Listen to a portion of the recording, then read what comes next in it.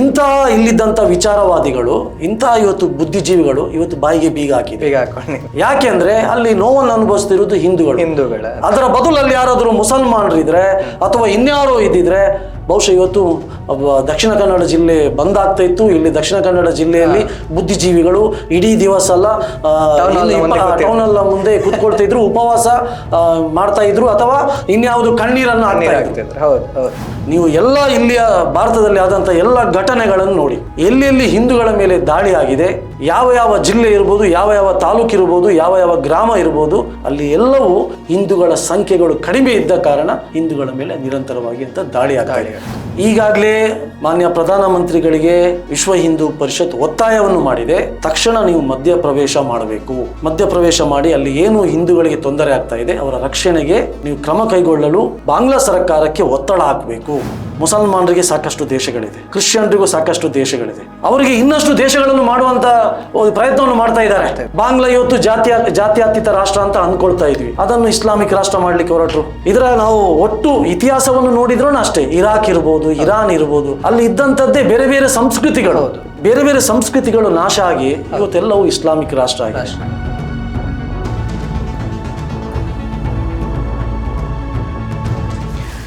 ಸ್ನೇಹಿತರೆ ನಮಸ್ಕಾರ, ರಿತಮ್ ಕನ್ನಡಕ್ಕೆ ಪ್ರೀತಿಯ ಸ್ವಾಗತ. ಕಳೆದ ಕೆಲವಷ್ಟು ದಿನಗಳಿಂದ ಬಾಂಗ್ಲಾದೇಶದಲ್ಲಿ ಹಿಂದೂಗಳ ಮೇಲೆ ನಡೀತಾ ಇರುವಂತಹ ದೌರ್ಜನ್ಯವನ್ನ ನಾವು ಸೋಷಿಯಲ್ ಮೀಡಿಯಾಗಳಲ್ಲಿ ಮತ್ತು ಮಾಧ್ಯಮಗಳಲ್ಲಿ ನೋಡ್ತಾ ಇದ್ದೇವೆ. ಅಲ್ಲಿ ಹಿಂದೂಗಳು ಅನುಭವಿಸ್ತಾ ಇರುವಂತಹ ಪಾಡು ಇವತ್ತು ಭಾರತಕ್ಕೆ ಎಷ್ಟು ದೊಡ್ಡ ಮಟ್ಟದ ಸಂದೇಶ ಅನ್ನುವಂಥದ್ದನ್ನ ನಾವು ಯೋಚನೆ ಮಾಡಬೇಕಾದಂತಹ ಸ್ಥಿತಿಯಲ್ಲಿ ಇದ್ದೇವೆ. ಅದಕ್ಕೋಸ್ಕರ ಆ ವಿಷಯದ ಬಗ್ಗೆ ಮಾತನಾಡಲಿಕ್ಕೆ ನಮ್ಮ ಜೊತೆಗೆ ವಿಶ್ವ ಹಿಂದೂ ಪರಿಷತ್ತಿನ ಪ್ರಾಂತ ಸಹ ಕಾರ್ಯದರ್ಶಿ ಆಗಿರುವಂತಹ ಶರಣ್ ಪಂಪಲ್ ಅವರಿದ್ದಾರೆ. ಅವರನ್ನ ಕಾರ್ಯಕ್ರಮಕ್ಕೆ ಪ್ರೀತಿಯಿಂದ ಸ್ವಾಗತಿಸ್ತೇನೆ. Welcome sir. ಮಾತನಾಡುವುದಾದ್ರೆ ಬಾಂಗ್ಲಾದೇಶ ಅನ್ನುವಂಥದ್ದು ಅಖಂಡ ಭಾರತ ಅಂತ ನಾವು ಕಲ್ಪನೆ ಇಟ್ಟುಕೊಂಡಾಗ ಭಾರತದ ಒಂದು ಭಾಗವೇ ಬಾಂಗ್ಲಾದೇಶ ಕೂಡ. ಕಳೆದ 1947ರವರೆಗೆ ಕೂಡ ಬಾಂಗ್ಲಾದೇಶ ಭಾರತದ ಭಾಗವಾಗಿಯೇ ಇತ್ತು. ಆದರೆ ಅದಾದ ನಂತರ ಬಾಂಗ್ಲಾದೇಶ ನಮ್ಮನ್ನು ಬಿಟ್ಟು ಹೋದ ನಂತರ ಅಲ್ಲಿನ ಹಿಂದೂಗಳಿಗೆ ಆಗ್ತಾ ಇರುವಂತಹ ಪರಿಸ್ಥಿತಿಯನ್ನ ನಾವು ಇತ್ತೀಚಿನ ದಿನಗಳಲ್ಲಿ ಬಹಳ ಗಂಭೀರವಾಗಿ ನೋಡ್ಬೇಕು. ಒಂದು ಸಂಘಟನೆಯಾಗಿ ವಿಶ್ವ ಹಿಂದೂ ಪರಿಷತ್ ಅನ್ನುವಂಥ ಒಂದು ಸಂಘಟನೆಯ ನೇತೃತ್ವವನ್ನು ಪಡೆದುಕೊಂಡಿರುವವರಾಗಿ ಇದನ್ನ ಹೇಗೆ ನೋಡ್ತೀರಿ ನೀವು? ಈ ಪರಿಸ್ಥಿತಿಗೆ ಕಾರಣ ಏನಿದ್ದಿರಬಹುದು ಅಥವಾ ಆ ರೀತಿಯಾಗಿ ನೋಡೋದಾದ್ರೆ? ಒಂದನೇದಾಗಿ ನೀವು ಮೊದಲನೇ ಪ್ರಶ್ನೆಯನ್ನು ಕೇಳಿದ್ರೆ ಅಖಂಡ ಭಾರತ, ಬಹುಶಃ 1947ಕ್ಕೆ ಮೊದಲು ಇವತ್ತಿನ ಬಾಂಗ್ಲಾದೇಶ ಸೇರಿ ಒಂದು ಅಖಂಡವಾಗಿದ್ದಂಥ ಭಾರತವಾಗಿತ್ತು. ಇಡೀ ಜಗತ್ತಿಗೆ ಒಂದು ಮಾರ್ಗದರ್ಶನ ಮಾಡಿದಂತಹ ಭಾರತ ನಮ್ಮ ಭಾರತ, ಅಖಂಡ ಭಾರತ. ಜಗತ್ತಿಗೆ ಹೇಗೆ ಬದುಕಬೇಕು, ಜಗತ್ತಿನಲ್ಲಿ ಹೇಗೆ ಜೀವನ ಮಾಡಬೇಕು ಎಂಬುದು ಹೇಳಿಕೊಟ್ಟದ್ದೇ ನಮ್ಮ ಭಾರತದವರು. ಹಾಗಾಗಿ ಅಂಥ ಒಂದು ಶ್ರೇಷ್ಠವಾಗಿದ್ದಂತಹ ಭಾರತ ಕೇವಲ ಅಧಿಕಾರಕ್ಕೋಸ್ಕರ, ಮುಸಲ್ಮಾನರ ತುಷ್ಟೀಕರಣಕ್ಕೋಸ್ಕರ ಭಾರತ ವಿಭಜನೆ ಆಯಿತು. ಭಾಳ ದುಃಖದ ಸಂಗತಿ ಇದು. 1947ರಲ್ಲಿ ರಾತ್ರಿ ನಮ್ಮ ದೇಶಕ್ಕೆ ಸ್ವಾತಂತ್ರ್ಯ ಸಿಗಬೇಕಾದ್ರೆ ರಾತ್ರಿ ಪ್ರಧಾನಮಂತ್ರಿ ಆದಂಥ ನೆಹರು ಒಂದು ಭಾಷಣ ಮಾಡ್ತಾ ಹೇಳ್ತಾರೆ, ಇವತ್ತು ನಮ್ಮ ದೇಶಕ್ಕೆ ಸ್ವಾತಂತ್ರ್ಯ ಸಿಕ್ಕಿದೆ, ನಾವೆಲ್ಲರೂ ನಾಳೆ ಸಂತೋಷ ಪಡುವ ಅಂತೇಳಿ ಹೇಳಿದರು. ಆದರೆ ಆಗಸ್ಟ್ 15ನೇ ತಾರೀಕು ದೇಶಕ್ಕೆ ಸ್ವಾತಂತ್ರ್ಯದ ಸಂತೋಷ ಒಂದು ಕಡೆ ಆದರೆ 14ನೇ ತಾರೀಕು ಇಡೀ ಪಾಕಿಸ್ತಾನದಿಂದ ಲಕ್ಷಾಂತರ ಹಿಂದೂಗಳ ಹತ್ಯೆ, ಹಿಂದೂ ಹೆಣ್ಮಕ್ಕಳ ಅತ್ಯಾಚಾರ, ರೈಲಿನಲ್ಲಿ ಬಂದಂತಹ ಸಾವಿರಾರು ಹಿಂದೂಗಳ ರುಂಡ ಇಲ್ಲದ ಮುಂಡಗಳು, ಇದನ್ನು ನೋಡಿದರೆ, ಇದರ ಕಥೆಯನ್ನು ಕೇಳಿದರೆ ಕಣ್ಣಲ್ಲಿ ನೀರು ಬರುತ್ತೆ. ಅಂದರೆ ಇವರ ಅಧಿಕಾರಕ್ಕೋಸ್ಕರ, ಇವರ ತುಷ್ಟೀಕರಣಕ್ಕೋಸ್ಕರ ಭಾರತ ವಿಭಜನೆ ಆಯಿತು. ಆ ವಿಭಜನೆಯಾದ ಕಾರಣ ಇವತ್ತು ಪಾಕಿಸ್ತಾನದಲ್ಲಿ ಹಿಂದೂಗಳು ನಾವು ನೋವನ್ನು ಅನುಭವಿಸ್ತೀವಿ, ಇವತ್ತು ಬಾಂಗ್ಲಾದಲ್ಲಿ ನೋವನ್ನು ಅನುಭವಿಸ್ತಾ ಇದ್ದೀವಿ. ಅದೇ ರೀತಿಯಾದಂಥ ಪರಿಸ್ಥಿತಿ ಬಾಂಗ್ಲಾದಲ್ಲಿ ಕೂಡ ಅದೇ ರೀತಿಯಾದ ಪರಿಸ್ಥಿತಿ ಇದೆ. ಇದನ್ನು ಮುಂದೆ ಇಟ್ಕೊಂಡು ಇವತ್ತು ವಿಶ್ವ ಹಿಂದೂ ಪರಿಷತ್ ಇಡೀ ಪ್ರಪಂಚದಾದ್ಯಂತ ನಮ್ಮ ವಿಶ್ವ ಹಿಂದೂ ಪರಿಷತ್ನ ಸಂಘಟನೆ ಇದೆ. ಕೇವಲ ಭಾರತ ಮಾತ್ರ ಅಲ್ಲ, ಸುಮಾರು 40ಕ್ಕೂ ಹೆಚ್ಚು ದೇಶಗಳಲ್ಲಿ ಇವತ್ತು ವಿಶ್ವ ಹಿಂದೂ ಪರಿಷತ್ ಇದೆ. ಇವತ್ತು ನಾವು ಅಮೇರಿಕ ತಗೊಂಡ್ರೆ, ಕೆನಡಾ ತಗೊಂಡ್ರೆ, ಜಪಾನ್ ತಗೊಂಡ್ರೆ, ಜರ್ಮನಿ, ಈ ಕಡೆ ಬಾಂಗ್ಲಾದಲ್ಲೂ ಇವತ್ತು ವಿಶ್ವ ಹಿಂದೂ ಪರಿಷತ್ ಇದೆ. ಶ್ರೀಲಂಕಾದಲ್ಲೂ ವಿಶ್ವ ಹಿಂದೂ ಪರಿಷತ್ ಇದೆ. ಹಾಗಾಗಿ ಇಡೀ ಪ್ರಪಂಚದಲ್ಲಿ ವಿಶ್ವ ಹಿಂದೂ ಪರಿಷತ್ ಜಗತ್ತಿನ ಹಿಂದೂಗಳಿಗೋಸ್ಕರ, ಜಗತ್ತಿನ ಹಿಂದೂಗಳ ತೊಂದರೆ ಆದಾಗ ಅವರ ನೋವಿಗೆ ಸ್ಪಂದನ ನೀಡುವ ರೀತಿಯಲ್ಲಿ ಇವತ್ತು ವಿಶ್ವ ಹಿಂದೂ ಪರಿಷತ್ ಇವತ್ತು ದೇಶಾದ್ಯಂತ ಇವತ್ತು ಕೆಲಸವನ್ನು ಮಾಡ್ತಾ ಇದೆ. ಆ ಹಿನ್ನೆಲೆಯಲ್ಲಿ ಇವತ್ತೇನು ಬಾಂಗ್ಲಾದಲ್ಲಿ ಹಿಂದೂಗಳ ಮೇಲೆ ದಾಳಿಗಳು, ದಬ್ಬಾಳಿಕೆಗಳು, ಅತ್ಯಾಚಾರಗಳು ಇವತ್ತು ನಿರಂತರ ಆಗ್ತಾ ಇದೆ. ನಾವಿದನ್ನು ನಿನ್ನೆ ಮೊನ್ನೆ ಹೇಳಿದ್ದಲ್ಲ, ಹೌದು, 16 ವರ್ಷಗಳಿಂದ ಹೇಳ್ತಾ ಇದ್ದೀವಿ. ಹೌದು, ಬಾಂಗ್ಲಾದಲ್ಲಿ ಇದೇ ರೀತಿ ಅಲ್ಲಿಯ ಹಿಂದೂಗಳ ಮೇಲೆ ದಾಳಿ ಆಗ್ತಾ ಇದೆ. ಇಸ್ಲಾಮಿಕ್ ಮತೀಯವಾದಿಗಳು ಯಾರು ಈ ಕಮ್ಯುನಿಸ್ಟರ ಜೊತೆ ಸೇರಿಕೊಂಡು ಬಾಂಗ್ಲಾದಲ್ಲಿ ಈ ರೀತಿಯ ದೌರ್ಜನ್ಯಗಳು ಆಗ್ತಾ ಇದೆ. ಇವತ್ತು ಪ್ರಪಂಚ ಇವತ್ತು ನೋಡ್ತಾ ಇದೆ. ನಾವು ಸುಮಾರು ವರ್ಷಗಳಿಂದ ಹೇಳ್ತಾ ಇದ್ವಿ, ಆದರೆ ಇವತ್ತು ಇಡೀ ಸತ್ಯಾಸತ್ಯತೆ ಇವತ್ತು ಪ್ರಪಂಚಕ್ಕೆ ಬಾಂಗ್ಲಾದಲ್ಲಿ ಇವತ್ತು ಹಿಂದೂಗಳು ಅನುಭವಿಸ್ತಿರುವ ನೋವು ಇವತ್ತು ಕಣ್ಮುಂದೆ ಬಂದಿದೆ. ಈಗ ಒಂದು ದೃಷ್ಟಿಕೋನ ಸರ್, ಈಗ ಅಖಂಡ ಭಾರತ ಅನ್ನುವಂಥ ಒಂದು ಪರಿಕಲ್ಪನೆಯನ್ನ ಒಂದು ಕ್ಷಣಕ್ಕೆ ನಾವು ಮರೆತರೂ ಕೂಡ ಬಾಂಗ್ಲಾದೇಶ ಅನ್ನುವಂಥ ಒಂದು ದೇಶದಲ್ಲಿ ಹಿಂದೂಗಳ ಮೇಲೆ ಅಷ್ಟು ದೊಡ್ಡ ಮಟ್ಟದ, ಈಗ ನಾವೊಂದು ಉದಾಹರಣೆಗೆ ನೋಡಿದ್ರೆ ಪ್ಯಾಲೆಸ್ಟೈನ್ನಲ್ಲಿ ಏನೋ ಆದರೆ ಭಾರತದಲ್ಲಿ ಪಂಜಿನ ಮೆರವಣಿಗೆ, ಇನ್ನೊಂದು ಕ್ಯಾಂಡಲ್ ಲೈಟ್ ಮಾರ್ಚ್ ಅನ್ನುವಂಥದ್ದು ಆ ರೀತಿ ಎಲ್ಲ ನಡೀತದೆ. ಬಾಂಗ್ಲಾದಲ್ಲಿರುವಂಥ ಹಿಂದೂಗಳಿಗೋಸ್ಕರ, ಯಾರು ಹಿಂದೂಗಳು ಅಂತ ಹೇಳಿದರೆ ಭಾರತದ ಮೂಲ ಇರುವಂಥವರು ಅಂತ ನಾವು ನಂಬಿಕೊಂಡು ಬಂದದ್ದು ಹಾಗೆ ಅಲ್ವ, ಭಾರತದ ಮೂಲ ಇರುವಂಥವರೇ ಹಿಂದೂಗಳು ಅಂತ ಆಗಿರುವಾಗ ಭಾರತವಾಗಿ ಒಂದು ದೇಶವಾಗಿ ನಾವು ಅವರ ಕಷ್ಟಗಳಿಗೆ ಮಿಡಿಬೇಕಾದಂಥ ಅವಶ್ಯಕತೆ ಇದೆ ಅಂತ ಅನ್ಸೋದಿಲ್ವಾ? ಖಂಡಿತವಾಗ್ಲೂ ಇದೆ. ಇವತ್ತು ಬಾಂಗ್ಲಾದಲ್ಲಿ ಯಾವಾಗ ಜುಲೈ ತಿಂಗಳಲ್ಲಿ ಇವರು ಪ್ರತಿಭಟನೆ ಪ್ರಾರಂಭವಾಯಿತು. ಪ್ರತಿಭಟನೆ ಯಾತಕ್ಕೋಸ್ಕರ, ಕಳೆದ ವರ್ಷ ಅಲ್ಲಿಯ ಪ್ರಧಾನಿ ಶೇಖ್ ಹಸೀನಾ ಅವರು ಯಾರು 1971ರಲ್ಲಿ ಬಾಂಗ್ಲಾದ ಸ್ವಾತಂತ್ರ್ಯಕ್ಕೋಸ್ಕರ ಯಾರೆಲ್ಲ ಹೋರಾಟ ಮಾಡಿದ್ದಾರೆ ಅವರ ಕುಟುಂಬಗಳಿಗೆ ಇವತ್ತು ನಮ್ಮ ಸರ್ಕಾರಿ ಉದ್ಯೋಗದಲ್ಲಿ ಮೀಸಲಾತಿ ತರಬೇಕೆಂಬಂತ ಮಸೂದೆಯನ್ನು ತಂದರು. ಆ ಮಸೂದೆಯ ವಿರುದ್ಧ ಪ್ರತಿಭಟನೆ ಪ್ರಾರಂಭ ಆಯಿತು. ಆದರೆ ಮೊನ್ನೆ ಜುಲೈ ತಿಂಗಳಲ್ಲಿ ಆ ಪ್ರತಿಭಟನೆಗೆ ವಿದ್ಯಾರ್ಥಿ ಸಂಘಟನೆಗಳು ಕೈ ಜೋಡಿಸಿತು. ಅದಾದ ನಂತರ ಇದರ ಕಿಚ್ಚು ಹೆಚ್ಚಾದದ್ದು. ಅದಾದ ನಂತರ ವಿದ್ಯಾರ್ಥಿಗಳು ಸೇರಿದ ನಂತರ ಅಲ್ಲಿ ಹಿಂದೂಗಳ ಮೇಲೆ ನಿರಂತರವಾಗಿ ದಾಳಿ ಆಗಿತ್ತು. ನೋಡಿ ಎಷ್ಟರ ಮಟ್ಟಿಗೆ ಇವ್ರದ್ದು ಪ್ರತಿಭಟನೆ ಹೋಯಿತು ಅಂತ ಕೇಳಿದ್ರೆ, ಒಬ್ಬರು ಪ್ರಧಾನಿಯನ್ನು ರಾಜೀನಾಮೆ ಕೊಡುವ ಸ್ಥಿತಿಯಲ್ಲಿ ಬಂತು. ಅಷ್ಟು ಮಾತ್ರ ಅಲ್ಲ, ಅಲ್ಲಿಂದ ದೇಶದಿಂದ ಓಡಿಸುವಂಥ ಸ್ಥಿತಿಯನ್ನು ಕೂಡ ಆ ಪ್ರತಿಭಟನೆ ನಿರ್ಮಾಣ ಆಯಿತು. ಅವತ್ತಿನಿಂದ ಇವತ್ತು ಆಗ್ತಿರುವಂಥ ಹಿಂದೂಗಳ ಮೇಲೆ ಆಗ್ತಿರುವಂಥ ದಬ್ಬಾಳಿಕೆ, ದೌರ್ಜನ್ಯ, ಅನ್ಯಾಯ ಜಗತ್ತಿನ ಇಷ್ಟು ಜನ ನೋಡ್ತಾ ಇದ್ರು ಜಗತ್ತು ಇವತ್ತು ಮಾತಾಡ್ತಾ ಇಲ್ಲ. ಹೌದು, ನಾನು ನಿಮಗೆ ಒಂದು ಉದಾಹರಣೆ ಹೇಳ್ತೀನಿ. 2008ರಲ್ಲಿ ನಮ್ಮ ಇದೇ ಭಾಗದಲ್ಲಿ ಕರಾವಳಿಯಲ್ಲಿ ಹಿಂದೂಗಳನ್ನು ಮತಾಂತರ ಆಗ್ತಾರೆ ಎಂಬ ಕಾರಣಕ್ಕೋಸ್ಕರ ಯುವಕರು ಮತಾಂತರ ಕೇಂದ್ರದ ವಿರುದ್ಧ ಪ್ರತಿಭಟನೆ ಮಾಡಿದರು. ಅಂಥ ಸಂದರ್ಭದಲ್ಲಿ ಎಲ್ಲೋ ಒಂದು ಕಡೆ ಮತಾಂತರ ಕೇಂದ್ರದಲ್ಲಿ ಯಾವುದೋ ಒಂದು ಹೆಚ್ಚು ಕಡಿಮೆ ಆಯಿತು. ಅಂದರೆ ಅಲ್ಲಿ ಇರುವಂತಹ ಜೀಸಸ್ನ ಮೂರ್ತಿಗೆ ಏನೋ ಹಾನಿ ಆಯಿತು. ಇಡೀ ಜಗತ್ತಿನ ದೇಶಗಳು ಮಾತಾಡಿದ್ವು. ಹೌದು, ಅಮೆರಿಕದ ಅಧ್ಯಕ್ಷ ಬುಷ್ ಆವಾಗ ಅವನು ಮಾತಾಡಿದ. ಜಗತ್ತಿನಲ್ಲಿದ್ದಂತ ಎಲ್ಲ ಕ್ರಿಶ್ಚಿಯನ್ ರಾಷ್ಟ್ರಗಳು ಮಾತಾಡಿದ್ವು. ಚರ್ಚ್ ದಾಳಿ ಅಂತ ಹೇಳಿ ಇಡೀ ದೇಶದ ಚರ್ಚ್ ದಾಳಿ ಆಗಿರಲಿಲ್ಲ. ಹೌದು, 2 ವರ್ಷದ ಹಿಂದೆ ಉತ್ತರ ಪ್ರದೇಶದಲ್ಲಿ ಅಕ್ರಮವಾಗಿ ಗೋಸಾಗಾಟ ಆಗುವಂತ ಸಂದರ್ಭದಲ್ಲಿ ಯಾರೋ ಗಲಾಟೆಯ ಕಾರಣವಾಗಿ ಒಬ್ಬ ಮುಸಲ್ಮಾನ ಅಲ್ಲಿ ಮೃತ್ಯು ಆಯಿತು. ಇದನ್ನು ಇಟ್ಕೊಂಡು ಇಡೀ ಜಗತ್ತಿನ ಇಸ್ಲಾಂ ರಾಷ್ಟ್ರಗಳು ಭಾರತದ ವಿರುದ್ಧ ಮಾತಾಡಿದ್ರು, ಪ್ರತಿಭಟನೆಯನ್ನು ಮಾಡಿದ್ರು. ಇನ್ನು ನಾನು ಹೇಳಬೇಕಾದ್ರೆ, ಯಾವ ಇಸ್ಲಾಮಿಕ್ ರಾಷ್ಟ್ರದಲ್ಲಿ ಏನೋ ಒಂದು ಹೆಚ್ಚು ಕಡಿಮೆ ಆಯಿತು, ಯಾರೋ ಒಬ್ಬರು ಅವರ ಕುರಾನ್ ಬಗ್ಗೆನ ಅಥವಾ ಇನ್ನೊಂದು ಬಗ್ಗೆ ಮಾತಾಡಿದರೆ ಭಾರತದಲ್ಲಿ ರಸ್ತೆಗಳಿದು ಪ್ರತಿಭಟನೆ ಮಾಡ್ತಾರೆ, ದಾಳಿ ಮಾಡ್ತಾರೆ, ಇದ್ದಂತೆ ಹಿಂದೂಗಳ ಮೇಲೆ ದಾಳಿ ಮಾಡ್ತಾರೆ. ಆದರೆ ಇವತ್ತು ಬಾಂಗ್ಲಾದಲ್ಲಿ ಈ ರೀತಿ ಹಿಂದೂಗಳು ಕಣ್ಣೀರು ಇಡ್ತಾ ಇದ್ದಾರೆ, ಹೆಣ್ಮಕ್ಳು ಕಣ್ಣೀರು ಇಡ್ತಿದ್ದಾರೆ, ಮಕ್ಕಳು ಕೂಗ್ತಾ ಇದ್ದಾರೆ. ಅಲ್ಲಿದ್ದಂಥ ದೇವಸ್ಥಾನಗಳ ಮೇಲೆ ನಿರಂತರವಾಗಿ ದಾಳಿ ಆಗ್ತಾ ಇದೆ. ಯಾರು ಹಿಂದೂ ವ್ಯಾಪಾರಸ್ಥರಿದ್ದಾರೆ ಅವರನ್ನು ಗುರಿಯಾಗಿಸಿಟ್ಟುಕೊಂಡು ಇವತ್ತು ದಾಳಿಗಳನ್ನು ಮಾಡ್ತಾ ಇದ್ದಾರೆ. ಆದರೆ ಇವತ್ತು ಪ್ರಪಂಚದ ಯಾವ ದೇಶಗಳು ಮಾತಾಡ್ತಾ ಇಲ್ಲ, ಯಾರು ಕೂಡ ಧ್ವನಿ ಎತ್ತಾ ಇಲ್ಲ. ಬಹುಶಃ ಇದೊಂದು ವಿಪರ್ಯಾಸ. ಅಂದರೆ ಜಗತ್ತಿನಲ್ಲಿ ಒಟ್ಟು ಹಿಂದೂಗಳನ್ನು ಗುರಿಯಾಗಿಸಿಟ್ಟುಕೊಂಡು ಒಂದು ವ್ಯವಸ್ಥಿತವಾದಂಥ ಸಂಚು ಇವತ್ತು ಆಗ್ತಾ ಇದೆ. ಆ ಕಾರಣದಿಂದಾಗಿ ಇದರ ವಿರುದ್ಧ ಯಾರು ಕೂಡ ಧ್ವನಿಯನ್ನೇ ಎತ್ತುತ್ತಾ ಇಲ್ಲ. ಸರ್ ಈಗ ಇದು ಒಂದು ದೃಷ್ಟಿಯ ನಮ್ಮ ಸೋ ಕಾಲ್ಡ್ ಬುದ್ಧಿಜೀವಿಗಳು ಅಂತ ನಮ್ಮ ದೇಶದಲ್ಲಿದ್ದಾರೆ ಸರ್. ಏನಂದ್ರೆ ಒಂದು ಸಣ್ಣ ಎಲ್ಲಿಯೋ ಒಂದು ಅವಘಡ ಆದ್ರೂ ಕೂಡ ನೀವಾಗ ಹೇಳಿದ ಹಾಗೆ ದೊಡ್ಡ ಮಟ್ಟದಲ್ಲಿ ಅದರ ವಿರುದ್ಧವಾಗಿ ಪ್ರತಿಭಟನೆ ಮಾಡುವಂಥದ್ದು, ಕ್ಯಾಂಡಲ್ ಲೈಟ್, ಇನ್ನೊಂದು ಮತ್ತೊಂದು. ಈ ಒಬ್ರು ಮಾತಾಡ್ತಾ ಇಲ್ಲ ಅಂತ, ಈ ಇಡೀ ಅಷ್ಟು ದೊಡ್ಡ ಮಟ್ಟದ ಅತ್ಯಾಚಾರ ಅನಾಚಾರಗಳು ಬಾಂಗ್ಲಾದೇಶದಲ್ಲಿ ನಡೀತಾ ಇರೋ ಒಬ್ರು ಮಾತಾಡ್ತಾ ಇಲ್ಲ ಅಲ್ಲ, ಅದನ್ನೇ ನಾನು ಹೇಳ್ತಾ ಇರೋದು.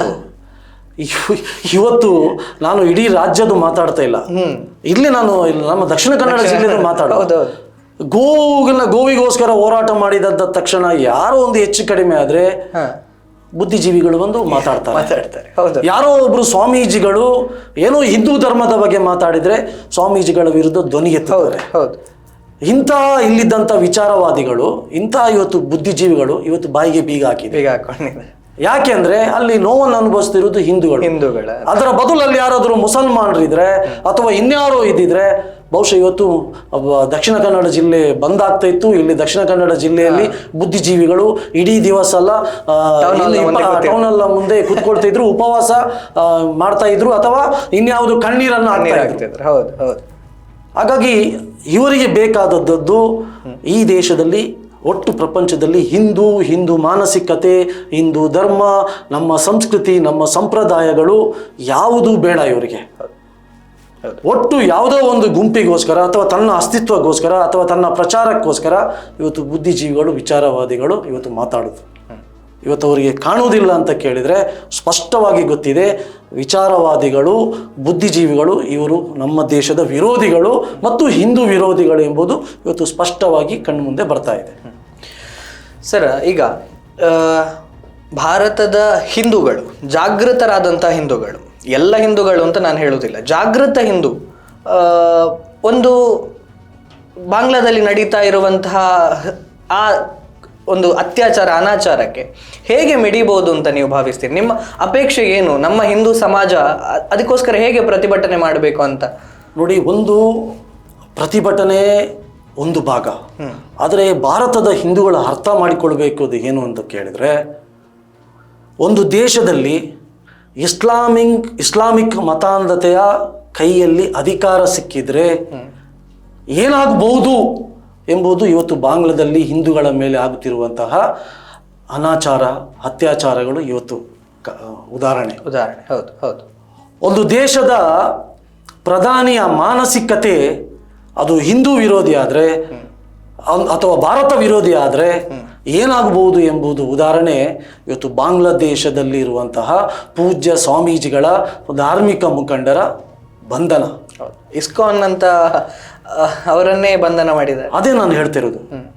ಒಂದು ದೇಶದಲ್ಲಿ ಅಲ್ಲಿದ್ದಂಥ ಜನರ ಮನಸ್ಸಲ್ಲಿ ಮತಾಂಧತೆಯ ಮಾನಸಿಕತೆ ಬಂದರೆ ಏನಾಗಬಹುದು ಅಂತ ಕೇಳಿದರೆ, ಉದಾಹರಣೆ ಬಾಂಗ್ಲಾದೇಶದಲ್ಲಿ ಇವತ್ತು ಹಿಂದೂಗಳು ಅನುಭವಿಸ್ತಿರುವಂತಹ ನೋವು. ಬಟೆಂಗೆ ತು ಕಟೆಂಗೆ ಅಂತ ಏನಾದರೂ ಹೇಳಿದರೆ, ಒಂದು ವೇಳೆ ವಿಭಜನೆ ಆದರೆ ಅದಕ್ಕೆ ಇನ್ನೊಂದು ಉದಾಹರಣೆ ಇವತ್ತು ಬಾಂಗ್ಲಾದೇಶದಲ್ಲಿ ಹಿಂದೂಗಳ ಅನುಭವಿಸ್ತಿರುವಂಥ ನೋವು. ನಾವು ವಿಭಜನೆ ಆದರೆ ಏನಾಗುತ್ತೆ ಅಂತ ಅದು ನೋವು.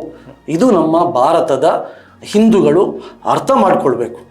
ಆದರೂ ಒಂದು ಸಂತೋಷದ ವಿಷಯ, ಇವತ್ತು ಹಿಂದೂಗಳು ಜಾಗೃತಿ ಆಗಿದ್ದಾರೆ, ಮೊದಲಿಗಿಂತ ಹೆಚ್ಚು ಇವತ್ತು ಜಾಗೃತಿ ಆಗಿದ್ದಾರೆ. ಇವತ್ತು ಬಾಂಗ್ಲಾದೇಶದಲ್ಲಿ ಆಗುತ್ತಿರುವಂತಹ ಯಾವ ನೋವುಗಳಿದೆ, ಅಲ್ಲಿಯ ಹಿಂದೂಗಳು ಆಗುತ್ತಿರುವಂತಹ ಅನ್ಯಾಯಗಳಿದೆ, ಇದನ್ನು ನಮ್ಮ ದೇಶದ ಹಿಂದೂಗಳು ಇವತ್ತು ಗಮನಿಸ್ತಾ ಇದ್ದಾರೆ. ಅದಕ್ಕೆ ಇವತ್ತು ಧ್ವನಿಯನ್ನು ಎತ್ತಾ ಇದ್ದಾರೆ. ಬಹುಶಃ ಕಳೆದ 16 ವರ್ಷಗಳಿಂದ ಅದು ಸಂಘ ಇರ್ಬೋದು, ವಿಶ್ವ ಹಿಂದೂ ಪರಿಷತ್ ಇರ್ಬೋದು, ಹಿಂದೂ ಸಂಘಟನೆಗಳು ಇರ್ಬೋದು, ಇವರು ನಾವು ಮಾಡಿದಂಥ ಕಾರ್ಯ ಜಾಗೃತಿಯ ಪರಿಣಾಮವಾಗಿ ಭಾರತದಲ್ಲಿ ಇವತ್ತು ಹಿಂದೂಗಳು ಎಚ್ಚೆತ್ತುಕೊಂಡಿದ್ದಾರೆ. ಇವತ್ತು ಒಂದಷ್ಟು ನಾವು ಸಂತೋಷ ಪಡುವಂಥ ವಿಷಯ ಅಂತೂ ಇದಂತೂ ಸತ್ಯ. ಇದು ಈಗ ಒಟ್ಟು ಹಿಂದೂಗಳು ಹೇಗೆ ಜಾಗೃತ ಆಗಿರ್ಬೋದು ಅಂತ ಹೇಳ್ತೀರಿ ಸರ್? ಅಂದರೆ ಈಗ ಇತ್ತೀಚೆಗೆ ಕೆಲವೊಂದು ಕಡೆಗೆ ನಾವು ಕೇಳ್ತಾ ಇರೋದೇನೆಂದರೆ, ಎಲ್ಲಿ ಜನಸಂಖ್ಯೆ ಕಡಿಮೆ ಆಗ್ತಾ ಇದೆಯೋ ಹಿಂದೂಗಳದ್ದು, ಅಲ್ಲಿ ಅವರ ಮೇಲೆ ದಾಳಿಗಳು ಹೆಚ್ಚಾಗಿ ನಡೀತಾ ಇದೆ ಅನ್ನುವಂಥದ್ದು. ಈ ದೃಷ್ಟಿಕೋನದಿಂದ ಮೊನ್ನೆ ಸರಸಂಘ ಚಾಲಕರು ಮಾತನಾಡುವಾಗ ಕೂಡ ಈ ವಿಷಯಗಳನ್ನು ಪ್ರಸ್ತಾಪ ಮಾಡಿದ್ರು. ಅಂದರೆ ಸಂಖ್ಯೆ ಕಮ್ಮಿ ಆಗಲಿಕ್ಕೆ ಬಿಡಬೇಡಿ ಅನ್ನುವಂಥ ಮಾತುಗಳನ್ನು. ಯಾವುದೇ ಸಮುದಾಯವಾಗಲಿ, ನಿಮ್ಮ ಸಂಖ್ಯೆ ಯಾವಾಗ ಕಡಿಮೆ ಆಗ್ತದೋ ಆಗ ನಿಮ್ಮ ಮೇಲೆ ಅನ್ಯಾಯಗಳು, ಆಕ್ರಮಣಗಳು ನಡೀತದೆ. ಸಂಖ್ಯೆ ಕಮ್ಮಿ ಆಗಬಾರ್ದು ಅನ್ನುವಂಥ ದೃಷ್ಟಿಕೋನದಿಂದ. ನೋಡಿ, ಮಾನ್ಯ ಸರಸಂಘ ಚಾಲಕರು ಬಹಳ ಸ್ಪಷ್ಟವಾಗಿ ಹೇಳಿದ್ದಾರೆ, ಇವತ್ತು 1947ರಲ್ಲಿ ಒಟ್ಟು ಭಾರತದಲ್ಲಿದ್ದಂಥ ಹಿಂದೂಗಳ ಸಂಖ್ಯೆ ಎಷ್ಟು? ನಮ್ಮಲ್ಲಿ ಅಖಂಡವಾಗಿದ್ದಂಥ ಭಾರತ ವಿಭಜನೆ ಆದಾಗ ಪಾಕಿಸ್ತಾನದಲ್ಲಿದ್ದಂಥ ಸಂಖ್ಯೆ ಎಷ್ಟು? ಬಾಂಗ್ಲಾದಲ್ಲಿದ್ದಂಥ ಹಿಂದೂಗಳ ಸಂಖ್ಯೆ ಎಷ್ಟು? ಪಾಕಿಸ್ತಾನದಲ್ಲಿ 1947ರಲ್ಲಿ ದೇಶಕ್ಕೆ ಸ್ವಾತಂತ್ರ್ಯ ಸಿಗಬೇಕಾದ್ರೆ ಅಲ್ಲಿ 24% ಹಿಂದೂಗಳಿದ್ರು. ಬಾಂಗ್ಲಾದಲ್ಲಿ 1951ರಲ್ಲಿ ತೆಗೆದ್ರೆ ಅಲ್ಲಿ 22% ಹಿಂದೂಗಳಿದ್ರು. ಇವತ್ತು ಹೇಗೆ ಆಗಿದೆ ಅಂತ ಸ್ಥಿತಿ, ಅಲ್ಲಿ ಹಿಂದೂಗಳು ಸಂಖ್ಯೆ ಕಡಿಮೆ ಆದರೆ ಏನಾಗಬಹುದು ಅಂತೇಳಿ ನಾವು ಪಾಕಿಸ್ತಾನವನ್ನು ನೋಡಿ ಕಲಿಬೇಕು, ಬಾಂಗ್ಲಾದಲ್ಲಿ ನೋಡಿ ಕಲಿಬೇಕು. ಭಾರತದಲ್ಲೂ ಅದೇ ಸ್ಥಿತಿ ಇದೆ. ಇವತ್ತು ಪಕ್ಕದ ಕೇರಳ ಬಿಡಿ, ಕಾಶ್ಮೀರವನ್ನು ನಾವು ತೆಗೆದುಕೊಳ್ಳೋಣ. ಇಡೀ ಕಾಶ್ಮೀರದಲ್ಲಿ ಲಕ್ಷಾಂತರ ಮಂದಿ ಇದ್ದಂಥ ಹಿಂದೂಗಳು, ಹಿಂದೂ ಪಂಡಿತರು ಇವತ್ತು ಇಲ್ಲ, ನೋಡ್ಲಿಕ್ಕೆ ಸಿಗ್ತಾ ಇಲ್ಲ. ಕೇರಳದಲ್ಲಿ ಇವತ್ತು 50% ಬಂದ್ಬಿಟ್ಟಿದೆ. ಆ ಹಿಂದೂಗಳು ಕಡಿಮೆ ಆದ ಕಾರಣ ಕೇರಳದಲ್ಲಿ ನಾವು ಅನುಭವಿಸ್ತಿರುವಂಥ ನೋವುಗಳು ಎಷ್ಟಿದೆ. ಇವತ್ತು ನಮ್ಮ ಇಡೀ ಭಾರತದಲ್ಲಿ ನೂರಾರು ಜಿಲ್ಲೆಗಳು, ನೂರಾರು ತಾಲೂಕುಗಳು ಇವತ್ತು ಈ ರೀತಿಯ ಹಿಂದೂಗಳು ಎಲ್ಲೆಲ್ಲಿ ಸಂಖ್ಯೆ ಕಡಿಮೆ ಆಗಿದೆ ಅಲ್ಲಿ ಹಿಂದೂಗಳು ನೋವನ್ನು ಅನುಭವಿಸ್ತಾ ಇದ್ದಾರೆ. ದಕ್ಷಿಣ ಕನ್ನಡ ಜಿಲ್ಲೆ ಏನು ಹೊರತಲ್ಲ. ಇವತ್ತು ಕರ್ನಾಟಕವನ್ನು ತೆಗೆದುಕೊಂಡ್ರೆ ದಕ್ಷಿಣ ಕನ್ನಡ ಜಿಲ್ಲೆಯಲ್ಲಿ ಕೂಡ 35% ಇವತ್ತು ಅವರಾಗಿದ್ದಾರೆ. ನಾವು ಹತ್ತಿರ 65-68% ಇದ್ದೀವಿ. ಇದೇನಾದರೂ ಸಂಖ್ಯೆ ಅವ್ರದ್ದು ಹೆಚ್ಚಾದರೆ ಏನಾಗ್ಬೋದು ಎಂಬುದು ಉದಾಹರಣೆ ಇವತ್ತು ಬಾಂಗ್ಲಾದಲ್ಲಿ ಆಗದಂತಹ ಉದಾಹರಣೆ, ಬಾಂಗ್ಲಾದಲ್ಲಿ ಆಗುತ್ತಿರುವಂಥ, ಕಾಶ್ಮೀರದಲ್ಲಿ ಆದಂತಹ ಏನು ಹಿಂದೂಗಳು ಅನುಭವಿಸ್ತಾ ಇದ್ದಾರೆ ನೋವು ಆ ಉದಾಹರಣೆ, ಕೇರಳದಲ್ಲಿ ಏನು ಅನುಭವಿಸ್ತಿದ್ದಾರೆ ಅದು ನೋವು. ಇವತ್ತು ಈಶಾನ್ಯ ಭಾಗಗಳಲ್ಲಿ ಏನಾಗ್ತಾ ಇದೆ ಅದು ಇವತ್ತು ನಮ್ಮ ಹಿಂದೂಗಳು ಇವತ್ತು ಅರ್ಥ ಮಾಡಿಕೊಳ್ಬೇಕಾಗಿದೆ. ಅದಕ್ಕೋಸ್ಕರ ನೀವು ಎಲ್ಲ ಇಲ್ಲಿಯ ಭಾರತದಲ್ಲಿ ಆದಂಥ ಎಲ್ಲ ಘಟನೆಗಳನ್ನು ನೋಡಿ, ಎಲ್ಲೆಲ್ಲಿ ಹಿಂದೂಗಳ ಮೇಲೆ ದಾಳಿ ಆಗಿದೆ, ಯಾವ ಯಾವ ಜಿಲ್ಲೆ ಇರ್ಬೋದು, ಯಾವ ಯಾವ ತಾಲೂಕು ಇರ್ಬೋದು, ಯಾವ ಯಾವ ಗ್ರಾಮ ಇರ್ಬೋದು, ಅಲ್ಲಿ ಎಲ್ಲವೂ ಹಿಂದೂಗಳ ಸಂಖ್ಯೆಗಳು ಕಡಿಮೆ ಇದ್ದ ಕಾರಣ ಹಿಂದೂಗಳ ಮೇಲೆ ನಿರಂತರವಾಗಿ ಅಂತ ದಾಳಿ ಆಗ್ತಾ ಇದೆ. ಹಾಗಾಗಿ ಮಾನ್ಯ ಸಂಘದ ಹಿರಿಯರು ಹೇಳಿದ್ದು ಸರಿ ಇದೆ. ಹಿಂದೂಗಳ ಸಂಖ್ಯೆ ಕಡಿಮೆ ಆಗಬಾರ್ದು. ಹಿಂದೂಗಳ ಸಂಖ್ಯೆ ಕಡಿಮೆ ಆದರೆ ನಾವು ಬೇರೆ ಕಡೆ ಏನು ಅನುಭವಿಸ್ತಾ ಇದ್ದೀವಿ, ಹಿಂದೂಗಳು ಆ ನೋವನ್ನು ಅನುಭವಿಸ್ತೀವಿ. ಈಗ ಭಾರತದ ಪಕ್ಕದಲ್ಲೇ ಇರುವಂತಹ ದೇಶ ಬಾಂಗ್ಲಾದೇಶ, ಗಡಿಯನ್ನು ಅತ್ಯಂತ ಹತ್ತಿರದಿಂದ ಹಂಚಿಕೊಳ್ತಾ ಇದ್ದಾರೆ. ಅಲ್ಲಿಗೆ ಸ್ವಾತಂತ್ರ್ಯ ಸಿಗಬೇಕು ಅಂತ ಅವರು ಹೋರಾಟ ಮಾಡುವಂಥ ಸಂದರ್ಭದಲ್ಲಿ 1970ರ ಸಂದರ್ಭದಲ್ಲಿ ಸ್ವಾತಂತ್ರ್ಯ ಸಿಗಬೇಕು, ನಮಗೆ ನಾವು ಪಶ್ಚಿಮ ಪಾಕಿಸ್ತಾನದ ಜೊತೆಗೆ ಇರುವುದಿಲ್ಲ, ನಮಗೆ ನಮ್ಮದೇ ಆದಂಥ ಒಂದು ಐಡೆಂಟಿಟಿ ಇದೆ, ಬಾಂಗ್ಲಾದೇಶ ಅನ್ನುವಂಥ ಒಂದು ಐಡೆಂಟಿಟಿ ಇದೆ ಅಂತ ಹೇಳುವಾಗ ಭಾರತ ಅವರ ಜೊತೆಗೆ ಹೋಗಿ ನಿಂತು ಅವರಿಗೆ ಸ್ವಾತಂತ್ರ್ಯವನ್ನು ದೊರಕಿಸಿಕೊಡುವಂಥ ಕೆಲಸವನ್ನು ಮಾಡಿತ್ತು. ಇವತ್ತು ಅದೇ ರೀತಿಯಾದಂಥ ಪರಿಸ್ಥಿತಿ ಆಗ್ತಾಯಿದೆ. ಅಲ್ಲಿನ ಹಿಂದೂಗಳ ಸ್ವಾತಂತ್ರ್ಯಕ್ಕೋಸ್ಕರ ಹೋರಾಟವನ್ನು ಮಾಡಬೇಕಾದಂಥ ಅವಶ್ಯಕತೆ ಇದೆ. ಈಗ ಭಾರತ ಅವರ ಜೊತೆಗೆ ಹೇಗೆ ನಿಲ್ಲಬೇಕು ಅಂತ ಬಯಸ್ತೀರಿ ನೀವು? ಒಂದು ಬಾಂಗ್ಲಾ ಇವತ್ತು ನೆನಪು ಮಾಡಬೇಕಾಗಿದೆ. ನೀವು ಹೇಳಿದ್ರಿ 1971ರಲ್ಲಿ ಸ್ವಾತಂತ್ರ್ಯ ಸಿಗಬೇಕಾದ್ರೆ ಬಾಂಗ್ಲಾಕ್ಕೆ ಭಾರತದ ಕೊಡುಗೆ ಬಹಳಷ್ಟು ಇದೆ. ಹೌದೌದು. ನಾವು ಬಾಂಗ್ಲಾದೇಶಕ್ಕೋಸ್ಕರ, ಅವರ ಸ್ವಾತಂತ್ರ್ಯಕ್ಕೋಸ್ಕರ ಸಾವಿರಾರು ಸೈನಿಕರನ್ನು ನಾವು ಕಳ್ಕೊಂಡಿದ್ದೀವಿ. ನಮ್ಮ ದೇಶದ ಸೈನಿಕರು ಕಳ್ಕೊಂಡಿದ್ದೀವಿ. ಆ ಋಣವನ್ನಾದರೂ ಅವರು ಯೋಚನೆ ಮಾಡಬೇಕಿತ್ತು. ಹೌದು. ಇವತ್ತು ಕೋವಿಡ್ ಸಂದರ್ಭದಲ್ಲಿ ಇಡೀ ಪ್ರಪಂಚಕ್ಕೆ ನಾವು ವ್ಯಾಕ್ಸಿನ್ ಅನ್ನು ಕೊಟ್ಟಿದ್ದೀವಿ. ನಮ್ಮ ದೇಶ ಬಾಂಗ್ಲಾದೇಶಕ್ಕೂ ಕೊಟ್ಟಿದ್ದಾರೆ. ಇವತ್ತು ಅಲ್ಲಿಯ ಇಸ್ಕಾನ್ ಸಂಸ್ಥೆ ಅದು ಹಿಂದೂಗಳ ಸಂಸ್ಥೆ ಆಗಿರ್ಬೋದು, ಆದರೆ ಕೊರೋನಾ ಸಂದರ್ಭದಲ್ಲಿ ಅಥವಾ ಬಾಂಗ್ಲಾದಲ್ಲಿ ಬೇರೆ ಬೇರೆ ಸಂದರ್ಭದಲ್ಲಿ ಕಷ್ಟದಲ್ಲಿ ಇರುವಾಗ ಅಲ್ಲಿ ನೆರವಾದದ್ದು ಇದೇ ಹಿಂದೂ ಸಂಸ್ಥೆಗಳು, ಹಿಂದೂ ಸಂಘಟನೆಗಳು. ಬಾಂಗ್ಲಾದೇಶ ಇವತ್ತು ಅವರು ನೆನಪು ಮಾಡಬೇಕಿತ್ತು. ಆದರೆ ಈ ಮತಾಂಧತೆಯ ಕೈಯಲ್ಲಿ ಆಡಳಿತ ಬಂದರೆ ಅಥವಾ ಮತಾಂಧತೆಯ ಶಕ್ತಿಗಳು ಎಲ್ಲಿಯಾದರೂ ಇದ್ದರೆ ಇವತ್ತು ಏನಾಗುತ್ತೆ ಅಂತೇಳಿ ಬಾಂಗ್ಲಾದಲ್ಲಿ ಇವತ್ತು ಹಿಂದೂಗಳು ಇವತ್ತು ನೋವನ್ನು ಇವತ್ತು ಅನುಭವಿಸ್ತಾ ಇದ್ದಾರೆ. ಈಗ ನಮ್ಮ ದೇಶ ಭಾರತ ಒಂದು ರಾಷ್ಟ್ರವಾಗಿ ಇವರ ಜೊತೆಗೆ ಹೇಗೆ ನಿಲ್ಬಹುದು ಅಂತ, ಅಂದರೆ ಈಗ ಸೈನಿಕ ನೆರವನ್ನು ಕೊಡ್ಬೋದಾ ಅಥವಾ ಆ ರೀತಿ ಏನಾದರೂ ಅಪೇಕ್ಷೆ ಇದೆಯಾ ಅಂತ? ನೋಡಿ, ಇವತ್ತು ಏನು ಅಲ್ಲಿ ಹಿಂದೂಗಳ ಮೇಲೆ ನಿರಂತರವಾಗಿ ದಾಳಿಗಳು ಆಗ್ತಾ ಇದೆ, ಇದರ ಬಗ್ಗೆ ವಿಶ್ವ ಹಿಂದೂ ಪರಿಷತ್ ದೊಡ್ಡದಾದಂಥ ಪ್ರತಿಭಟನೆ ಮಾಡಿದೆ. ಬಾಂಗ್ಲಾದಲ್ಲೂ ಮಾಡಿದ್ದಾರೆ, ಭಾರತದಲ್ಲೂ ನಾವು ಮಾಡಿದ್ದೀವಿ. ಈಗಾಗಲೇ ಮಾನ್ಯ ಪ್ರಧಾನಮಂತ್ರಿಗಳಿಗೆ ವಿಶ್ವ ಹಿಂದೂ ಪರಿಷತ್ ಒತ್ತಾಯವನ್ನು ಮಾಡಿದೆ, ತಕ್ಷಣ ನೀವು ಮಧ್ಯಪ್ರವೇಶ ಮಾಡಬೇಕು. ಮಧ್ಯಪ್ರವೇಶ ಮಾಡಿ ಅಲ್ಲಿ ಏನು ಹಿಂದೂಗಳಿಗೆ ತೊಂದರೆ ಆಗ್ತಾ ಇದೆ ಅವರ ರಕ್ಷಣೆಗೆ ನೀವು ಕ್ರಮ ಕೈಗೊಳ್ಳಲು ಬಾಂಗ್ಲಾ ಸರ್ಕಾರಕ್ಕೆ ಒತ್ತಡ ಹಾಕಬೇಕು. ಮೊನ್ನೆ ಅಷ್ಟೇ ಅಲ್ಲಿದ್ದಂಥ ಇಸ್ಕಾನ್ ಸಂಸ್ಥೆಯ ಭಯೋತ್ಪಾದಕ ಸಂಘಟನೆ ಅದನ್ನು ಬ್ಯಾನ್ ಮಾಡ್ತೀವಿ ಎಂಬಂಥ ನಿರ್ಧಾರವನ್ನು ತೆಗೆದುಕೊಂಡಿದೆ. ಹೌದು. ಆದರೆ ಯಾವಾಗ ನಾವು ವಿಶ್ವ ಹಿಂದೂ ಪರಿಷತ್ ನಮ್ಮ ಭಾರತ ಸರ್ಕಾರಕ್ಕೆ ಇದರ ಬಗ್ಗೆ ನಾವು ಗಮನಕ್ಕೆ ತಂದ್ವಿ, ಅವರು ಒತ್ತಡ ಹಾಕಿ ಅದನ್ನು ತಾತ್ಕಾಲಿಕವಾಗಿ ನಿಲ್ಲಿಸಿದ್ದಾರೆ. ಆದರೆ ಇವತ್ತು ಕೇಂದ್ರ ಸರ್ಕಾರ, ನನಗೆ ಗೊತ್ತಿಲ್ಲ ಯಾಕೆ ಇವರು ಯೋಚನೆ ಮಾಡ್ತಾ ಇದ್ದಾರೆ ಅಂತ ಗೊತ್ತಿಲ್ಲ, ಆದರೆ ಬಹಳ ಕನಿಷ್ಠ ಪ್ರಯತ್ನವನ್ನು ಇವತ್ತು ಮಾಡ್ತಾ ಇದ್ದಾರೆ ಬಾಂಗ್ಲಾದಲ್ಲಿ ಹಿಂದೂಗಳ ರಕ್ಷಣೆಗೋಸ್ಕರ. ಆ ಪ್ರಯತ್ನ ಇನ್ನಷ್ಟು ಹೆಚ್ಚಾಗಬೇಕು. ಹೌದು ಹೌದು. ಅಲ್ಲಿದ್ದಂಥ ಎಷ್ಟು 1 ಕೋಟಿ ಹಿಂದೂಗಳಿದ್ದಾರೆ, ಅವರ ರಕ್ಷಣೆಗೆ ಇವತ್ತು ಭಾರತ ಸರ್ಕಾರ ಮುಂದೆ ಹೋಗಲೇಬೇಕು.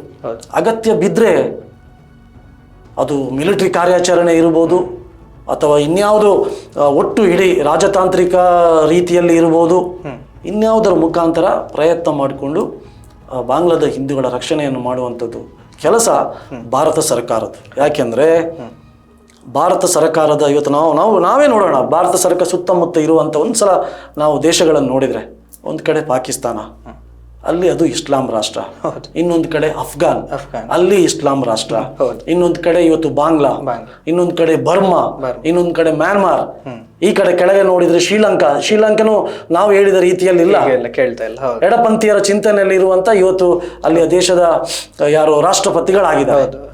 ಹಾಗಾಗಿ ಇದನ್ನೆಲ್ಲವನ್ನು ಗಮನವಿಟ್ಟು ನೋಡಿ ಭಾರತ ಹಿಂದೂಗಳ ರಕ್ಷಣೆಗೆ ಮಾಡಬೇಕಾದ್ರೆ ಬಾಂಗ್ಲಾದೇಶದ ಬಗ್ಗೆ ಭಾಳ ಹೆಚ್ಚು ಗಮನ ಕೊಟ್ಟು ತಕ್ಷಣಕ್ಕೆ ಏನಾಗಬೇಕು ಅದರ ರೀತಿಯಲ್ಲಿ ನಮ್ಮ ಕೇಂದ್ರ ಸರ್ಕಾರ ಕ್ರಮವನ್ನು ತೆಗೆದುಕೊಳ್ಳುವಂಥದ್ದು ಅನಿವಾರ್ಯ, ಮಾಡಲೇಬೇಕಾದದ್ದು.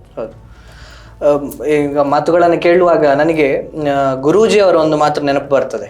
ಅವ್ರು ಹೇಳಿದರು, ನಮ್ಮ ಇಡೀ ಜಗತ್ತಿನಲ್ಲಿ ಮುಸಲ್ಮಾನರಿಗೆ ಬೇಕಾದಷ್ಟು ರಾಷ್ಟ್ರಗಳಿದ್ದಾವೆ, ಕ್ರಿಶ್ಚಿಯನ್ರಿಗೂ ಕೂಡ ಬೇಕಾದಷ್ಟು ರಾಷ್ಟ್ರಗಳಿದ್ದಾವೆ, ಆದರೆ ಹಿಂದೂಗಳಿಗಿರುವಂಥದ್ದು ಭಾರತ ಮಾತ್ರ. ಹಿಂದೂಗಳಿಗೆ ಏನಾದರೂ ಕಷ್ಟ ಆದಾಗ ಅದಕ್ಕೆ ಭಾರತ ಮಿಡಿಬೇಕು ಅಂತ ಆ ಕಾಲದಲ್ಲಿ ಗುರೂಜಿ ಅವರು ಹೇಳಿದರು. ಈಗ ನಮಗೆ ಆ ಮಿಡಿಯುವಂತಹ ಸಂದರ್ಭ ಬಂದಿದೆ. ನಮಗೆ ಅದು ಒಳ್ಳೆಯದೋ ಕೆಟ್ಟದೋ ಗೊತ್ತಿಲ್ಲ, ಆದರೆ ಹಿಂದೂಗಳಿಗೋಸ್ಕರ ಮಿಡಿಯುವಂತಹ ಮನಸ್ಸುಗಳು ನಮ್ಮ ದೇಶದಲ್ಲಿ ಸೃಷ್ಟಿಯಾದ ಹಾಗೆ ನಾವು ಯಾವಾಗಲೂ ಹೇಳ್ತಾ ಇದ್ದೀವಿ, ಎಲ್ಲೋ ಏನೋ ಆದಾಗ ಇಲ್ಲಿಯವರು ಇದು ಮಾಡ್ತಾರೆ, ಪ್ರತಿಭಟನೆ ಮಾಡ್ತಾರೆ ಎಲ್ಲ. ಆದರೆ ಇವತ್ತು ನಮಗೆ ಆ ಪರಿಸ್ಥಿತಿ ಬಂದಿದೆ. ನಾವು ಬಾಂಗ್ಲಾದೇಶದ ಹಿಂದೂಗಳಿಗೋಸ್ಕರವಾಗಿ ಭಾರತದಲ್ಲಿರುವಂತಹ ಈಗ ಇರುವಂತಹ ಹಿಂದೂಗಳು ಅದಕ್ಕೋಸ್ಕರವಾಗಿ ನಿಲ್ಲಬೇಕಾದಂತಹ ಅನಿವಾರ್ಯತೆ, ಅಗತ್ಯತೆ ಈಗ ಬಂದಿದೆ. ಅದಕ್ಕೋಸ್ಕರ ನಾವು ನಮ್ಮ ಕೆಲಸಗಳು ಏನಿದೆ ಅನ್ನೋದನ್ನು ನಾವು ಒಂದು ಬಾರಿ ಯೋಚನೆ ಮಾಡಬೇಕು. ಮುಂದಿನ ದಿನಗಳಲ್ಲಿ ಭಾರತವಾಗಿ ಉಳಿಬೇಕಾದ್ರೆ ಭಾರತದಲ್ಲಿ ಹಿಂದೂಗಳ ಅನಿವಾರ್ಯತೆ ಇದೆ. ಅಂದರೆ ಈಗ ಭಾರತ ಅನ್ನುವಂಥ ಅಸ್ಮಿತೆ ಇರುವುದೇ ಹಿಂದೂಗಳ ಕಾರಣಕ್ಕೋಸ್ಕರ. ಹಿಂದೂ ಇಲ್ಲದೆ ಹೋದರೆ ಭಾರತವಾಗಿ ಉಳಿಯುವುದಿಲ್ಲ ಅನ್ನೋದ್ರ ಬಗ್ಗೆ ಏನು ಹೇಳ್ತೀವಿ ಸರ್? ನೀವು ಹೇಳಿದ್ರಿ ಗುರೂಜಿಯವರು ಮಾತಾಡಿ, ಪರಮ ಪೂಜನೀಯ ಗುರೂಜಿಯವರು ದೂರದೃಷ್ಟಿ ನೋಡಿ. ಹೌದು, ಆ ಕಾಲದಲ್ಲಿ ಅವರು ಹೇಳಿದರು. ಅಂದರೆ ಅವರಿಗೆ ಅವತ್ತೇ ಗೊತ್ತಿತ್ತು ಹಿಂದೂಗಳ ಸಂಖ್ಯೆ ಕಡಿಮೆ ಆದರೆ ಏನಾಗಬಹುದು ಎಂಬ ರೀತಿಯಲ್ಲಿ ಅವರು ಮಾತಾಡಬೇಕು. ಇವತ್ತು ಸತ್ಯ ಆಗ್ತಾ ಇದೆ. ಇವತ್ತು ಇಡೀ ನಮ್ಮ ದೇಶದಲ್ಲಿ ಹಿಂದೂಗಳು ನಾವೇನಾದರೂ ಒಟ್ಟಾಗದಿದ್ದರೆ ಇವತ್ತು ಬಾಂಗ್ಲಾದೇಶದಲ್ಲಿರುವಂತಹ ಸ್ಥಿತಿಯನ್ನು ನಾವು ಅನುಭವಿಸ್ಬೇಕು. ಇವತ್ತು ಬಾಂಗ್ಲಾದಲ್ಲಿ ನಾವು ಮೊನ್ನೆ ಚುನಾವಣೆ ಸಂದರ್ಭ ಉತ್ತರ ಪ್ರದೇಶದ ಯಾರು ಮುಖ್ಯಮಂತ್ರಿಗಳು, ದೇಶದ ಪ್ರಧಾನಿಗಳು 2 ಮಾತನ್ನು ಹೇಳಿದರು. ಬಟೆಂಗೇತು ಕಟೆಂಗೆ, ಹಮ್ ಹೇಕೇತು, ಪ್ರಧಾನಿಗಳು ಹೇಕೇತು ಸೇಫೆ, ಏಕ್ ನೈತು ಸೇಫ್ ನೈಯೇ. ಅಂದರೆ ಇದನ್ನು ನಾವು ಇವತ್ತು ಅರ್ಥ ಮಾಡಿಕೊಳ್ಬೇಕಾಗಿದೆ. ಈ ದೇಶದ ಜನ ನಾವು ಒಟ್ಟಾದರೆ ಮಾತ್ರ ಇಲ್ಲಿ ಹಿಂದೂಗಳು ಉಳಿಲಿಕ್ಕೆ ಸಾಧ್ಯ. ನಾನು ಸಾಕಷ್ಟು ಸಲ ಭಾಷಣದಲ್ಲಿ ಮಾತಾಡಬೇಕಾದ್ರೆ ಹೇಳಿದರೆ, ಇಲ್ಲಿ ಕರಾವಳಿಯಲ್ಲಿ ಇಡೀ ಪ್ರಪಂಚದಲ್ಲಿ ಮುಸಲ್ಮಾನರಿಗೆ ಸಾಕಷ್ಟು ದೇಶಗಳಿದೆ, ಕ್ರಿಶ್ಚಿಯನ್ರಿಗೂ ಸಾಕಷ್ಟು ದೇಶಗಳಿದೆ. ಅವರಿಗೆ ಇನ್ನಷ್ಟು ದೇಶಗಳನ್ನು ಮಾಡುವಂತ ಪ್ರಯತ್ನವನ್ನು ಮಾಡ್ತಾ ಇದ್ದಾರೆ. ಬಾಂಗ್ಲಾ ಇವತ್ತು ಜಾತ್ಯತೀತ ರಾಷ್ಟ್ರ ಅಂತ ಅಂದ್ಕೊಳ್ತಾ ಇದ್ವಿ ನೋಡಿ. ಇನ್ನಂತೂ ಅದು ಇಸ್ಲಾಮಿಕ್ ರಾಷ್ಟ್ರ ಆಗುತ್ತೆ. ಅದನ್ನು ಇಸ್ಲಾಮಿಕ್ ರಾಷ್ಟ್ರ ಮಾಡ್ಲಿಕ್ಕೆ ಹೊರಟರು. ಇದರ ನಾವು ಒಟ್ಟು ಇತಿಹಾಸವನ್ನು ನೋಡಿದ್ರೂ ಅಷ್ಟೇ, ಇರಾಕ್ ಇರ್ಬೋದು, ಇರಾನ್ ಇರ್ಬೋದು, ಅಲ್ಲಿ ಇದ್ದಂಥದ್ದೇ ಬೇರೆ ಬೇರೆ ಸಂಸ್ಕೃತಿಗಳು. ಪರ್ಷಿಯನ್ ಸಂಸ್ಕೃತಿ ಇತ್ತು, ಪರ್ಷಿಯನ್ ಸಂಸ್ಕೃತಿ, ಬೇರೆ ಬೇರೆ ಸಂಸ್ಕೃತಿಗಳು ನಾಶ ಆಗಿ ಇವತ್ತೆಲ್ಲವೂ ಇಸ್ಲಾಮಿಕ್ ರಾಷ್ಟ್ರ ಆಗಿದೆ. ಲೆಬನನ್ ಇವತ್ತೇನು ಲೆಬನನ್ ಮತ್ತು ಇಸ್ರೇಲ್ಗೆ ಯುದ್ಧ ಆಗ್ತಾ ಇದೆ, ಲೆಬನನ್ನಲ್ಲಿ ಇಸ್ಲಾಮಿಕ್ ಇರಲಿಲ್ಲ, ಬೇರೆನೇ ಒಂದು ಸಂಸ್ಕೃತಿ ಇತ್ತು ಲೆಬನನ್ನಲ್ಲಿ. ಇವತ್ತು ಇಸ್ಲಾಮಿನ ಕಾರಣದಿಂದಾಗಿ ಇವತ್ತದು ಇಸ್ಲಾಮಿಕ್ ರಾಷ್ಟ್ರ ಆಗ್ತಾ ಇದೆ. ಅಂದರೆ ಈ ಇಡೀ ಪ್ರಪಂಚದಲ್ಲಿ ಯಾವ ಇಸ್ಲಾಮಿಕ್ ಮತಾಂಧತೆ ಇದೆ ಅದು ಪೂರ್ತಿ ಪ್ರಪಂಚವನ್ನು ಆವರಿಸಿಕೊಂಡಿದೆ. ಇನ್ನಷ್ಟು ಬೇಕು ನಮಗೆ, ಇನ್ನಷ್ಟು ದೇಶಗಳು ಬೇಕು, ಈ ಪ್ರಪಂಚದಲ್ಲಿರುವಂಥ ಎಲ್ಲರನ್ನು ನಾವು ಮತಾಂತರ ಮಾಡಿಬಿಡ್ತೀವಿ, ಇಸ್ಲಾಮೀಕರಣ ಮಾಡ್ತಿದ್ದೀವಿ ಎಂಬಂಥ ಷಡ್ಯಂತ್ರ ಒಂದು ಕಡೆ ಆದರೆ, ಇನ್ನೊಂದು ಕಡೆ ಕ್ರಿಶ್ಚಿಯಾನಿಟಿ ಅವರು ಅಷ್ಟೇ, ಪ್ರಪಂಚದಲ್ಲಿರುವ ಎಲ್ಲವೂ ನಮಗೆ ಬೇಕು. ಹೌದು. ಇಸ್ಲಾಂ ಏನು ಹೇಳೋದು, ನಮಗೆ ಒಬ್ಬನೇ ದೇವರು, ಅವನಿಲ್ಲದೆ ಬೇರೆ ಯಾರೂ ಇಲ್ಲ, ಹಾಗಾಗಿ ಅವನನ್ನು ಯಾರು ಪೂಜೆ ಮಾಡ್ತಾರೆ, ಅವನನ್ನು ಯಾರು ಅವನ ಆರಾಧನೆ ಮಾಡ್ತಾರೆ, ಅವರು ಮಾತ್ರ ಈ ಜಗತ್ತಲ್ಲಿ ಉಳಿಬೇಕು ಎಂಬುದು ಅವರ ಕಲ್ಪನೆ. ಇವರದ್ದು ಕೂಡ ಅಷ್ಟೇ, ಅದೇ ಕಲ್ಪನೆ. ಆದರೆ ನಾವು ಹೇಳೋದು, ಹಿಂದೂಗಳು ಹೇಳೋದು ಜಗತ್ತು ಒಳ್ಳೆಯದಾಗಬೇಕು, ಸರ್ವೇ ಜನ ಸುಖಿನೋ ಭವಂತು. ಕೇವಲ ಮನುಷ್ಯರು ಮಾತ್ರ ಅಲ್ಲ, ಈ ಜಗತ್ತಿನಲ್ಲಿದ್ದಂಥ ಪ್ರಾಣಿ ಪಕ್ಷಿ ಗಿಡ ಮರ ಎಲ್ಲರೂ ಸಂತೋಷವಾಗಿ ಇರಬೇಕು, ಎಲ್ಲರೂ ಚೆನ್ನಾಗಿರಬೇಕು ಅಂತ ಹೇಳುವಂಥ ಏಕೈಕ ಸಮಾಜ ಹಿಂದೂ ಸಮಾಜ. ಹಾಗಾಗಿ ಜಗತ್ತಿನ ಕಲ್ಯಾಣಕ್ಕೋಸ್ಕರ ಯಾರಾದರೂ ಬದುಕಿರುವುದಿದ್ರೆ ಅದು ಹಿಂದೂಗಳಿದ್ರೆ ಮಾತ್ರ ಸಾಧ್ಯ. ಜಗತ್ತಿನ ಒಳಿತಿಗೆ ನಾವು ಬಯಸುವವರು, ಜಗತ್ತಿನ ಒಳಿತಿಗಾಗಿ ನಾವು ಪ್ರಾರ್ಥನೆ ಮಾಡುವವರು ಅಂತ ಹಿಂದೂ ಸಮಾಜ ಇವತ್ತು ಉಳಿಬೇಕಾಗಿದೆ. ಅದಕ್ಕೋಸ್ಕರ ಹಿಂದೂಗಳ ಸಂಖ್ಯೆ ಕಡಿಮೆ ಆದರೆ ನಮ್ಮ ಸಂಸ್ಕೃತಿ ನಾಶ ಆಗುತ್ತೆ, ನಮ್ಮ ಪರಂಪರೆ ನಾಶ ಆಗುತ್ತೆ, ನಮ್ಮ ಸಂಪ್ರದಾಯಗಳು ನಾಶ ಆಗುತ್ತೆ, ನಮ್ಮ ಕುಟುಂಬಗಳು ನಾಶ ಆಗುತ್ತೆ, ನಮ್ಮ ಭೂಮಿಗಳು ನಮ್ಮ ಕೈ ತಪ್ಪಿ ಹೋಗುತ್ತೆ. ಅದಕ್ಕೋಸ್ಕರ ಹಿಂದೂಗಳು ಒಟ್ಟಾಗಬೇಕು. ಯಾವುದೇ ಕಾರಣಕ್ಕೂ ಸಂಖ್ಯೆಯನ್ನು ಕಡಿಮೆ ಆಗದ ರೀತಿಯಲ್ಲಿ ಹಿಂದೂಗಳು ಯೋಚನೆ ಮಾಡಬೇಕು. ಪರಮ ಪೂಜನೀಯ ಮೊನ್ನೆ ಮಾತಾಡಬೇಕಾದ್ರೆ ಸರಸಂಘ ಚಾಲಕರು ಹೇಳಿದ್ರಲ್ಲ, ದೇಶದ ಜನತೆಗೆ ಹೇಳಿದ್ರಲ್ಲ, ಕನಿಷ್ಠ 3 ಮಕ್ಕಳಾದರೆ ಇದೇ ಕಾರಣದಿಂದಾಗಿ ನಮ್ಮ ಹಿಂದೂಗಳ ಸಂಖ್ಯೆ ಕಡಿಮೆ ಆದ ಕಾರಣ ಏನೇನು ನಾವು ಅನುಭವಿಸ್ತಾ ಇದ್ದೀವಿ ಇದೆಲ್ಲವೂ ಇವತ್ತು ಕಣ್ಮುಂದೆ ಚಿತ್ರಣಗಳು ಬರ್ತಾ ಇದೆ. ಈ ಕಾರಣದಿಂದಾಗಿ ಇಲ್ಲಿಯ ಭಾರತದ ಹಿಂದೂಗಳು ಇವತ್ತು ನಾವು ಭಾಳ ಯೋಚನೆ ಮಾಡಬೇಕಾಗಿದೆ, ಜಾಗೃತಗೊಳ್ಳಬೇಕಾಗಿದೆ, ನಮ್ಮ ಸಮಾಜವನ್ನು ಇವತ್ತು ಉಳಿಸಬೇಕಾಗಿದೆ. ಧನ್ಯವಾದ ಶರಣ್ ಸರ್. ಇಷ್ಟೊತ್ತು ನಮ್ಮ ಕಾರ್ಯಕ್ರಮದಲ್ಲಿ ನಮಗೋಸ್ಕರ, ನಮ್ಮ ವೀಕ್ಷಕರಿಗೋಸ್ಕರ ಬಹಳಷ್ಟು ಸಂಗತಿಗಳನ್ನು ಒಂದು ಸಮಾಜವಾಗಿ, ಹಿಂದೂ ಸಮಾಜವಾಗಿ ಅಥವಾ ಒಂದು ದೇಶವಾಗಿ ಭಾರತ ಹೇಗೆ ಬಾಂಗ್ಲಾದೇಶದಲ್ಲಿರುವಂಥ ಹಿಂದೂಗಳ ಜೊತೆಗೆ ನಿಲ್ಲಬಹುದು ಅನ್ನುವಂಥ ಬಹಳ ಸುಂದರವಾದ ಮಾತುಗಳನ್ನು ಆಡಿದ್ರಿ. ಪ್ರೀತಿಯ ನಮಸ್ಕಾರ. ಸ್ನೇಹಿತರೆ, ಇದು ಈ ಹೊತ್ತಿನ ವಿಶೇಷ. ಮುಂದೆ ಇನ್ನೊಂದು ವಿಷಯದ ಜೊತೆಗೆ ನಿಮ್ಮ ಮುಂದೆ ಬರ್ತೇವೆ. ಅಲ್ಲಿಯವರೆಗೆ ನಮಸ್ಕಾರ.